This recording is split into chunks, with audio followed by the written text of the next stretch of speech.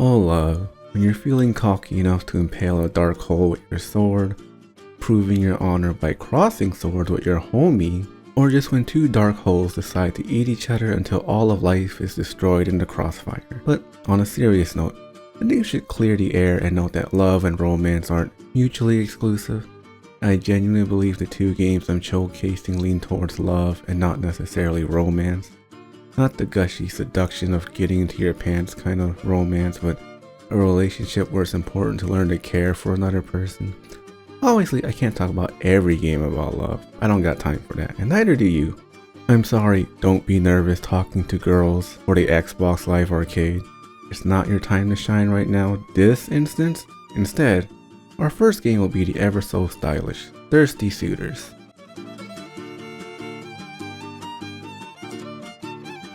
Your Bati was disappointed her daughter didn't marry an Indian.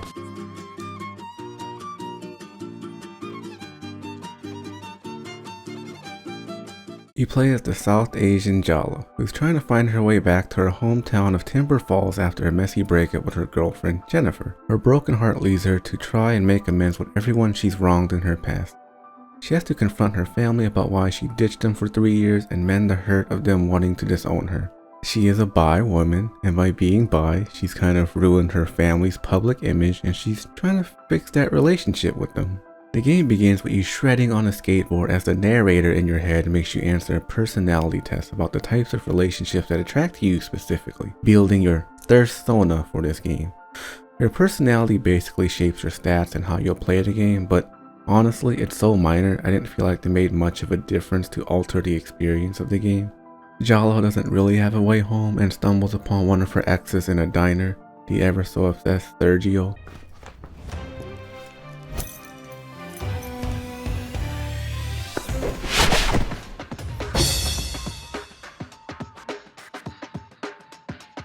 They have a little spat as the game transforms into a turn-based RPG with rhythm elements to boost your actions. The gimmick here is you can taunt your opponent to inflict a status ailment where certain attacks will be extra effective.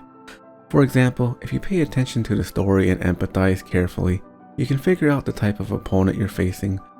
Sergio's been flirty all night, making him susceptible to the thirst taunt. Get your taunt out and now your thirst attacks will hit even harder. But plan your attacks accordingly, as your opponent cannot be inflicted by the same status ailment twice, unless they change it mid-fight. Honestly, it's a nice little gimmick, but the biggest downside to this game is almost every move you do, even when the game presents the minigame, you're left out of control of your character and put into a cutscene. This makes it incredibly hard to get into a good flow in the action as you're constantly being interrupted by long bouts of dialogue. You attack, then you get a cutscene you have to watch, and a not so short conversation between you and your opponent plays out. Saving grace is these dialogues will give you questions that will shape your perception of the story and how Jala views her previous relationships, occasionally even affecting your opponent's status and either empower or weaken them. Even with how awful the pacing can be, the dialogue is fine enough you probably wouldn't want to skip them most of the time. During the tutorial fight, you learn Sergio and Jala dated in 3rd grade, and his primary motivation for swooning you is so he can make his parents proud that he finally found a lovely girlfriend that would make him a proper man. But to her, that relationship was just kiddie stuff, too young to have mattered, and you end up breaking his heart all over again. But you get the chance to befriend him and build a bond with him through side quests. Once you make your amends for the way you treated him growing up, he offers to take you home. The prologue closes out with a scene of Sergio with all of your exes as he tries to convince them that you've had a change of heart and they should drop their resentment towards you. Almost kind of like a Scott Pilgrim situation. Jala makes it home for the first time in 3 years after she ran off with her ex and learns that her sister Aruni is getting married. She's pretty upset that she didn't hear a single thing about it. Like, why on earth would her own sister keep her in the dark about such a life-changing event? Clearly, we're playing as someone who had a rough past and is practically excommunicated from everyone that she was once close to, including her family. Thirsty Suitors is a rather short RPG you can finish in less than 10 hours, even with the side quests. It's a journey of righting your wrongs and growing from heartbreak, learning to set the proper boundaries with those close to you so you can express yourself authentically. But more importantly, you can shred these rails as a cat. The truth is, Jala, you're just a tourist. Nothing that happens here really matters to you. You can fix things or mess them up even more. Even if you do, you can just leave. You don't have to live with it. But I do.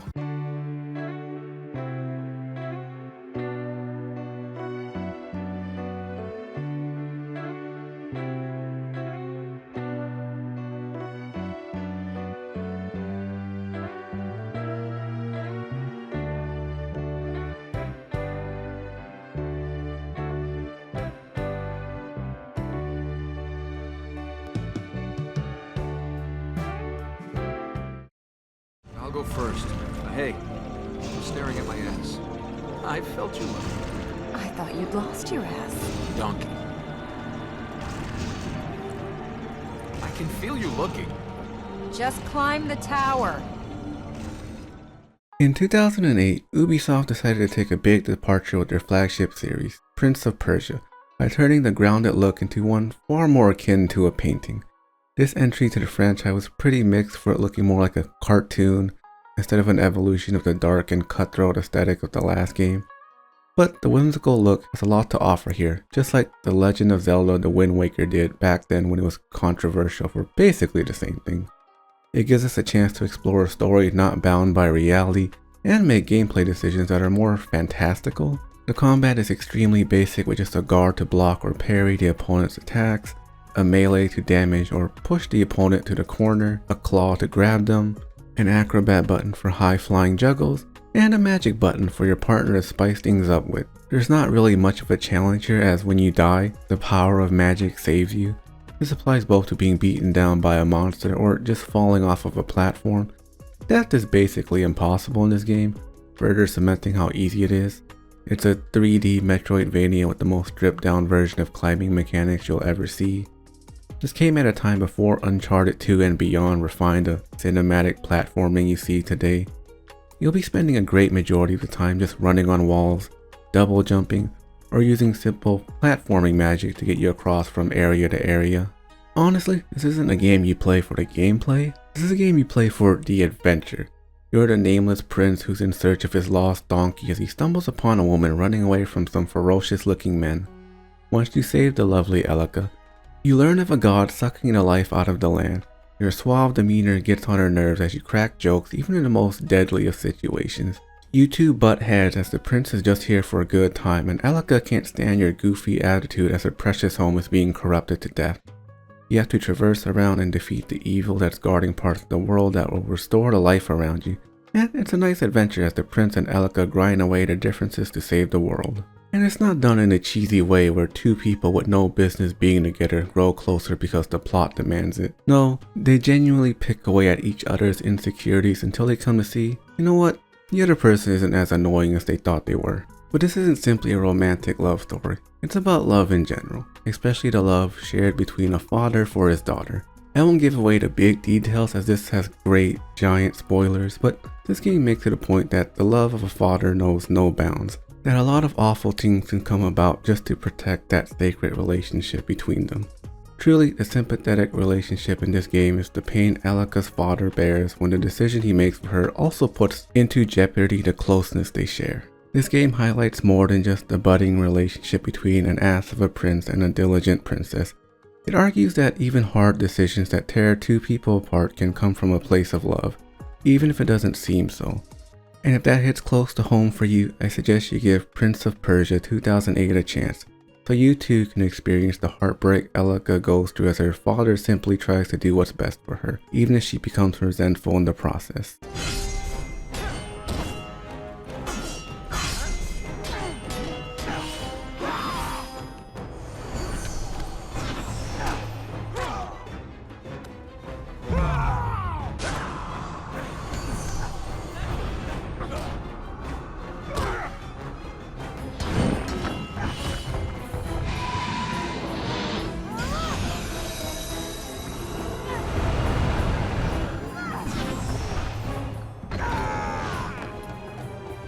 I don't know how you've held it together this far, but you need to keep holding it together or both of us are dead. Have you finished understanding me? I know you've lost things and that makes your life feel worth less. But if you don't value your life, it's like you don't really care about the things you lost. That's a pretty fine speech for someone who doesn't care about anything. And now for the worst part of this video. I'll be taking you back 10 years into the past where I had an absolutely terrible potty mouth as a dumb teenager, while me and some friends played a criminally underrated. If you say things I want to hear, you'll get my number. If you say things I don't want to hear, I'll blow you off and you'll be forced back to try again. Why would it be at the worst? That's where all the girls are. I carry bear spray and I'm not afraid to use it. What? I got the wrong answer. Yeah. Oh, this game got so interesting, right? Leave now before I call the police. Oh shit. Get the hell out of my Help! This stranger's attacking me! I sit here every morning before I go to work. Fucking give it Nice enough, try. I told you it was gonna mentally break you. It's you. You're How not many gonna times get did your laid. heart Come beat in a on. day? Try harder. Okay. Yeah, it was the stupidest line ever, and if you found that funny, you're not very bright. So I'm trying to be a jerk and a gentleman at the same time. That's what this game is teaching us. Bro, you're trying to be a jerk, an asshole, and a gentleman, and an asshole. Memorize I did it. not say A. 735839113. How did I put that? 735. Bro, You're trying to get laid. You gotta memorize these things. what is it, Eli? You're getting the pussy. Why don't I? Pick some other girl. This is a No, whore. we need this bitch. Oh. Oh shit, we ran out of time. Yeah, let's buy this game. Are you sure? No, hell no. Get the fuck out of here. How much is it? $1. It's only $1. Okay.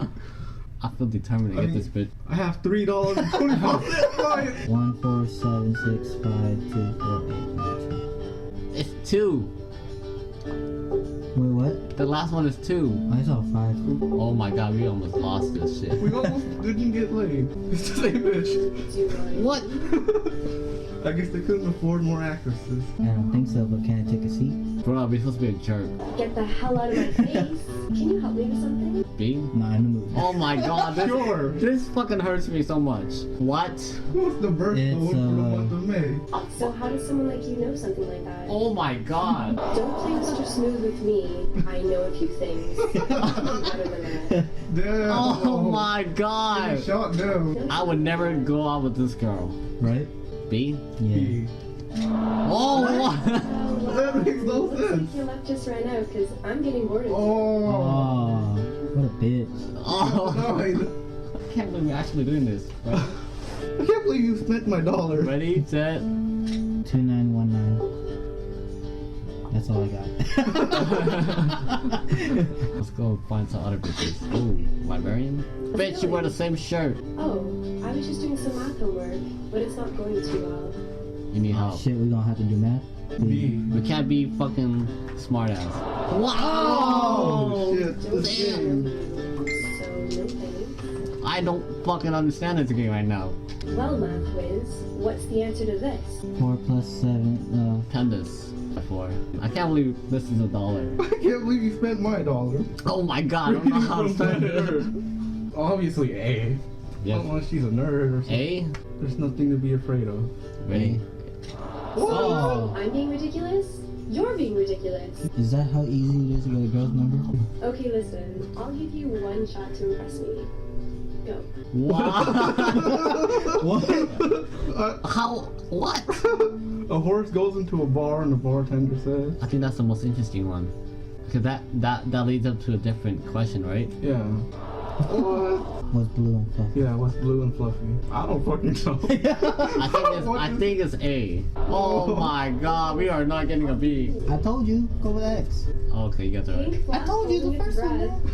You're gonna ask for my number now, aren't you? No way, I was just saying hi. What the hell is blue and fluffy? Who even says that? Ready? Sure, you can keep me safe. Oh, Here's shit. a pop quiz for you. Where was Hunter Eves born? One of these Is that games. even a real person? We actually need our phone for this. How would everyone fucking know that? You don't? Yeah. You pushed A, right? I don't really do names unless I know the person. I press A. Oh my god. A stalker? Person. She's a stalker too. Oh my god. I hope you choke on water.